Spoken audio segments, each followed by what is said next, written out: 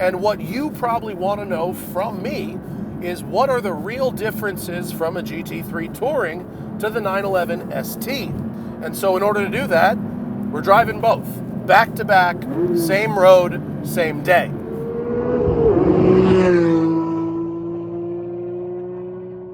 Guys, today's video wouldn't be possible without our sponsor, Mova Globe. And I am not kidding, this is one of our favorite sponsors. I have these Mova Globes in our office, and everyone who comes into Westside Collector Car Storage for a tour asks me about them. They are rotating globes powered entirely by ambient light. That doesn't necessarily mean just sunlight, any light. They spin on their own axis, right? They have a stand with no cords, no batteries, and there's hidden magnets inside there providing movement. There's over 40 designs available, like these realistic ones, the Earth, the Moon. There's old school map making ones. There's sort of artsy ones. There's all the planets of the solar system, you name it. They come in 3 different sizes. The outer space collection, like these, feature graphics provided by NASA and JPL. Super, super cool stuff. They make great gifts. I've given these to a few different people. They love them. You can browse the entire collection at movaglobes.com, but you should click the link in the video description because we're offering you 10% off the 6 and 8.5 inch Mova Globes with code SMOKINGTIRE. Code SMOKINGTIRE. Super cool. Make a great gift for yourself or someone important in your life. And thank you to Mova Globe for sponsoring today's video. Right. Welcome to the GT3 Touring.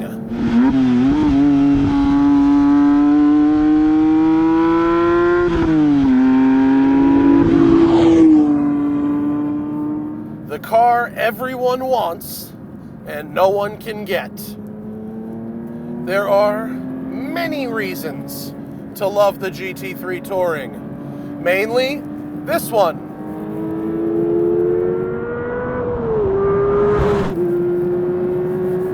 It goes to 9. Whoa! The 4-liter flat 6 that revs to 9,000 RPM. That is the centerpiece. And the Touring is a GT3 without the wing. And in fact, this one has comfort seats and beautiful brown leather inside of an oak green exterior. It is as perfect a Touring spec as I have ever seen. I love this car. I've reviewed the GT3 Touring. There's a video, we'll link it in the description. Go watch it if you want to see 20 minutes of GT3 Touring. But in this video, we have brought out my friend Jeff's GT3 Touring for one specific reason, and that is to calibrate, to center myself on what this car was, because it's been a year since I drove one. And it's not that I've forgotten what a GT3 Touring is, it's just that the new 911 ST is a subtle, nuanced car. And what you probably want to know from me is what are the real differences from a GT3 Touring to the 911 ST. And so in order to do that, we're driving both, back to back, same road, same day. What I remember about this car is it's fantastic. Engine's great, steering is super sharp, shifter's great, sounds great. It is hard to realistically say that I could want anything more from a sports car. It's engaging, it's fast, it's comfortable, it's fun. I really appreciate, through these hairpins, the sharpness of the Touring. The quick ratio steering combined with rear steer means you do more with less, right? Less steering input, more change in direction. And that's good for the track or a very tight canyon road. But if I were to make some criticisms, as I did in my original video, it's a little unsettled, even in comfort mode. It's a two hands on the wheel experience. It can be a little darty on the highway. It can be a little bouncy in the canyons. Granted, all of that comes from its sharpness through the corners. But given that this is the GT3 Touring, I thought maybe it could be a little better at, touring. And so we now have the ST, which is not only limited edition, very special and very exclusive, but also it is the Porsche Engineering Division's answer to all of our criticisms about the Touring. And I should point out that despite whatever my criticisms are of this car, my friend Jeff, the owner of this vehicle, says it is his favorite car he's ever owned and that he will never sell it. And you can understand why. It's as fast as I can think. It's as engaging as I'd ever want a car to be. Razor sharp. Comfortable and spacious enough for a road trip. Great car. Great car. Now we'll have to see if for $100,000 extra dollars, the ST is even better. And oh look, I see a familiar face on the side of the road with the 911 ST waiting for me.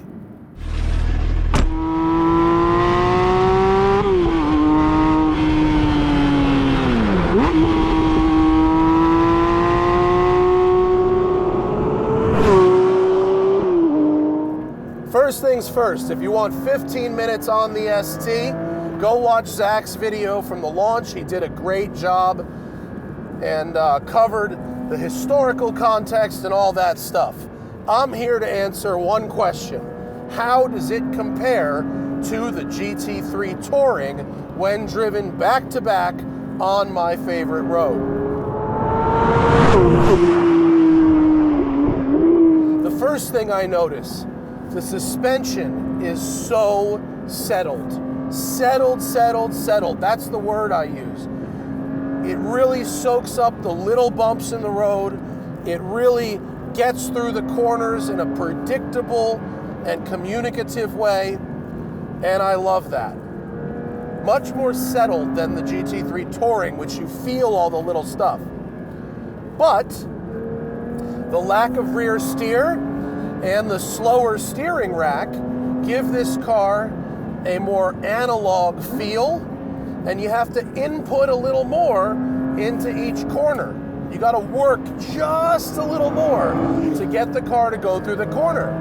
It's definitely not bad, and I definitely don't miss the rear steer, but you notice it's not there. However, this thing is light. Best estimates are 3,100 pounds, although no one's put one on a scale yet. That means it's lighter than my Spider by about 75, 80 pounds. That's unbelievable. And you feel that in the first 200 yards. Nobody does weight reduction like Porsche. This thing may look more or less like a GT3 Touring, but the nuanced differences that come from an 84-pound weight loss are felt right away. GT3 RS carbon doors, unique carbon front fenders, carbon roof, carbon rear anti-roll bar, that lightweight flywheel and clutch that saves 23 pounds alone. It all adds up in a way that only Porsche can do and only Porsche people will really appreciate.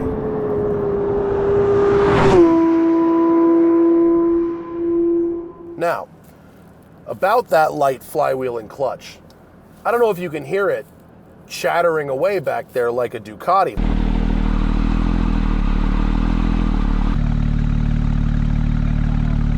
But But that's what happens with a lightweight flywheel and clutch. It's hard to believe that Porsche would sell a production car that shatters like that, but it is working as advertised. The question is, when you lighten the flywheel and clutch, it reduces the engine's inertia, which can make it harder to take off from a stop without stalling. You have to feather the throttle a little more, so this thing revs up so fast. The engine has no inertia of its own. So taking off from a stop, you do have to ride the clutch a little more than normal. But once you're in gear, woo!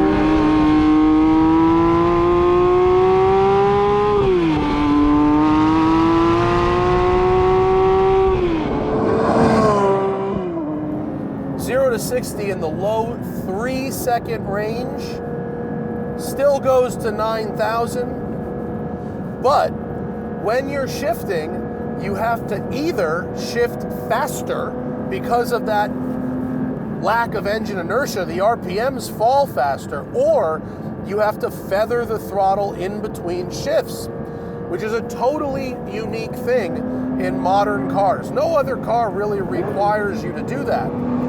Conversely, you could do a bigger blip on the way down to give yourself a slightly longer gap. This, again, is compared only to the GT3 Touring, which you already kind of had to do that. Amazing, you can just cruise around at 7,000 RPM and still have 2,000 to go. It's unbelievable.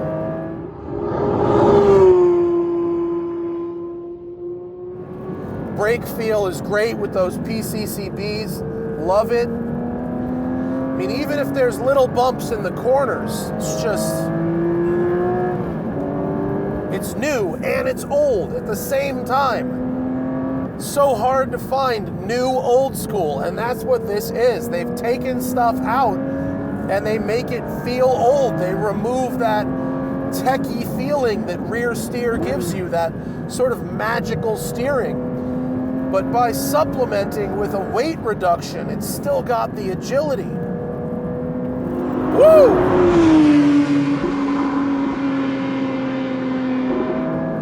And with the lack of sound deadening, you're just assaulted by the engine all the time. Plus, you've got that shortened final drive ratio, which means everywhere throughout the drive, you're revving higher than you would in the GT3 Touring.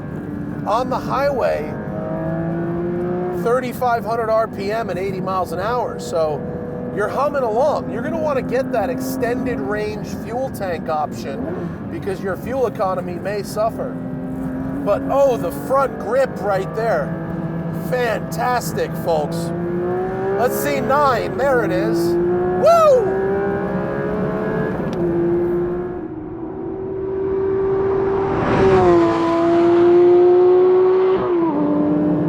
It rewards smoothness. It rewards timing. ST should stand for smooth timing. Your hands and feet really need to work together with your ears and eyes and brain.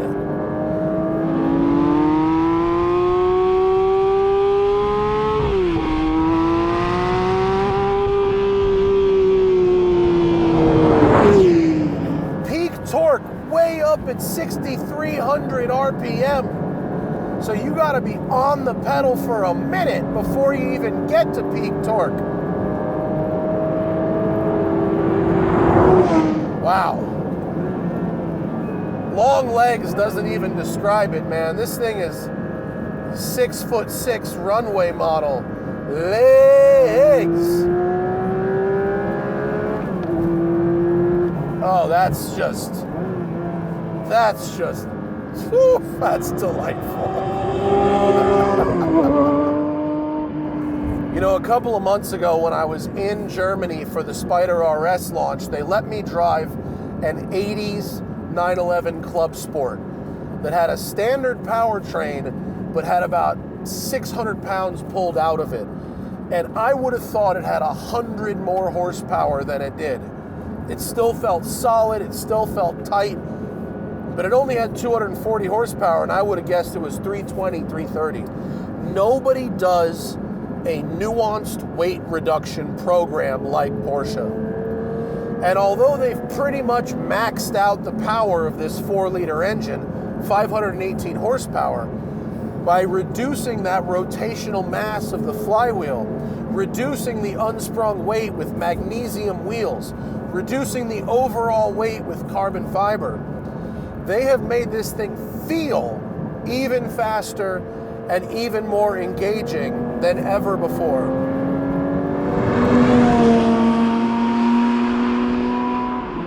Now the question is this: does it feel like $100,000 worth of car more than a GT3 Touring? Truth be told, no. If this was a GT3 Touring with a, quote, factory lightweighting package that was $30,000 or $40,000, that would make total sense, and I would say everybody should check the box. Unless you drive a GT3 Touring back to back with this, it would be tough to tell the nuances apart because the overall packages are similar. But if you already have a Touring, or you have a lot of seat time in a Touring, there are differences, and they are subtle but significant.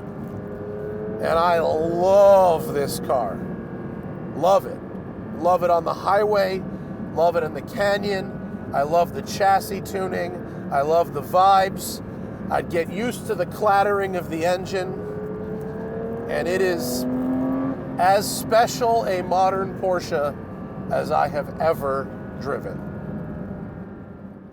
And remember, always fight your tickets. Use code TST10 on the Off the Record app available in the Android and iOS store, or go to offtherecord.com/TST.